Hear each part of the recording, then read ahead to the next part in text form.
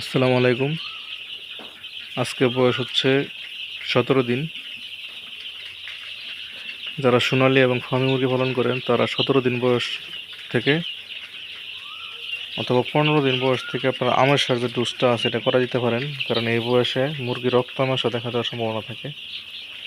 কারণ এই সময়টা আমাশার জন্য খুবই ঝুঁকিপূর্ণ, বিশেষ করে ফার্মি এবং সোনালী মুরগি। অথবা 18 দিনের দিন গাম্বুরু ভ্যাকসিন কমপ্লিট করার পরেই আপনারা চাইলে 3 থেকে 5 দিনের একটা কোর্স করাতে পারেন আমাশার জন্য। আমাশার জন্য সবচেয়ে ভালো কোর্স এখন হচ্ছে অ্যাম্পল ইপি, সাথে আপনারা চাইলে সিপ্রু যে কোনো একটা গ্রুপে দিতে পারেন, ভালো কাজ করে। এখন পর্যন্ত আমার মুরগি কোনো প্রকার আলহামদুলিল্লাহ সমস্যা হয় নাই। সামনে আরও আপডেট আপনাদেরকে জানাবো। সকলে ভালো থাকবেন। আসসালামু আলাইকুম।